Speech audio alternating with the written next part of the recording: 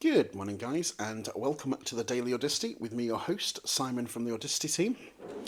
Today's topic is all about the ISO20022 migration because I'm trying to front run what I think is going to become a bit of a thing within the crypto community, certainly within the XRP community, because I know a lot of people confuse this and are very reliant on the ISO upgrade.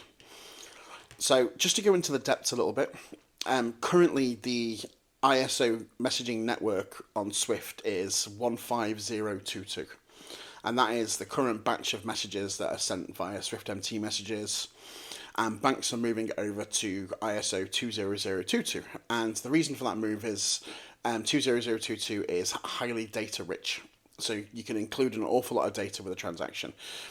And it's standardized, which means a lot of people will use it and a lot of people will speed payments by using the messaging service. Now, there's some delays that are coming up that I'm sure everyone's sort of starting to hear about or are hearing about. The first delay is to the Target 2 ECB system. Target 2 is the Eurozone's RTGS, and basically banks and financial institutions hold money with the central bank, payments are submitted and the central bank clears.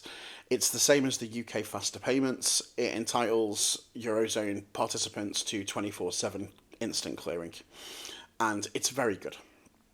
We've got great payments in the UK.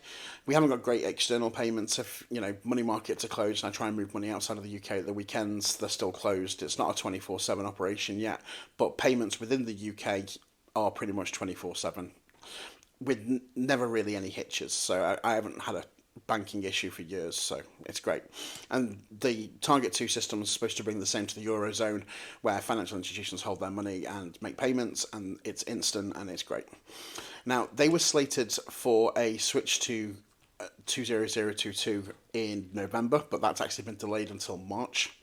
And the reason for that is banks are just concerned about switching over to new messaging formats. There's an awful lot of stuff that they've got to check and double check. So they've asked for an additional 4 months just for observation, which again is fine. Now, another delay that's a little bit longer than the ECB's one is the Fed have actually postponed their 20022 migration until 2025.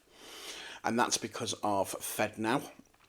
And the general feedback from the banks and the financial institutions in the States is that the Fed were trying to bite off more than they can chew, and they were worried about switching over to a new messaging format as well as switching over to a new banking format.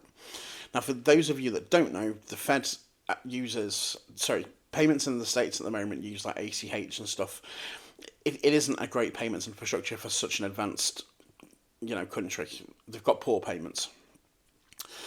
And the Fed is introducing FedNow, which we all know about, which was slated for release in November 2023. They've actually pushed that up, I think, to March or June. I'm not 100% sure, but I know it's like early to mid next year. And again, FedNow is the same as Target 2 and the same as UK faster payments, where banks and financial institutions will hold money with the Fed and the Fed will make payments 24/7 as opposed to ACH and stuff. Domestic payments in countries shouldn't really be a profitable thing. An awful lot of money's made at the moment, and the payments infrastructure in the States isn't good enough for the people that live there. So they're getting domestic payments in check, whereas a lot of it will be done by the central banks. Fantastic. There comes an issue when we come to programmable money, and if everything uses central bank money, then it's a dicey future if it goes that way. But we can get into that in another topic in another conversation. I'm all for the central banks doing clearing and settlement as long as there's no restrictions on clearing and settlement. If the central banks then start doing all domestic settlements and then they start applying restrictions, and that's a completely different scenario. So the Fed is making that move, and the banks didn't want to make the move to a new banking system as well as having to deal with the ISO migration. So they're going to migrate over to FedNow. They're going to get that right, and then they're going to concentrate on the 20022 migration. So they've got that planned for November 2025. I think it'll probably come up a little bit. I can't see it taking that long, but I think it's a worst case scenario. The thing with the 20022 is it's data rich, and they'll want that data as quickly as possible because it is a great source of revenue for the banks. They can't disclose like individual financial transactions, but they can start to group together financial transactions. So, there was X amount spent on Xbox games, there was X amount spent on this, there was X amount spent on that. All of that data will still be very, very, very useful, certainly for marketing and certainly for demographics.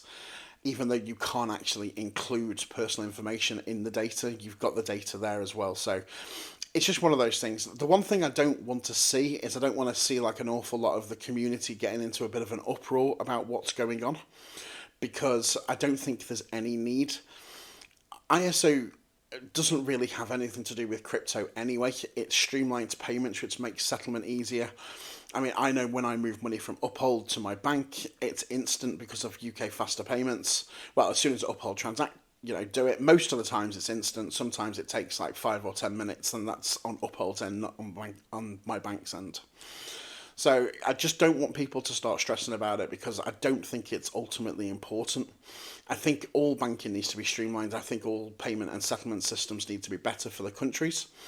As I say, we've got it pretty good in the UK, but certainly Europe and certainly the States lack a little bit of that instant infrastructure. They have got some things, they've got SEPA and other payment methods that work like CHAPS in the UK, but it still doesn't cross like Eurozones. So we just need to make sure that we get all payments streamlined. Don't listen to any noise in the community about this whole ISO thing. It's great for all payments, which is going to be ultimately great for crypto, but it's a separate parallel thing.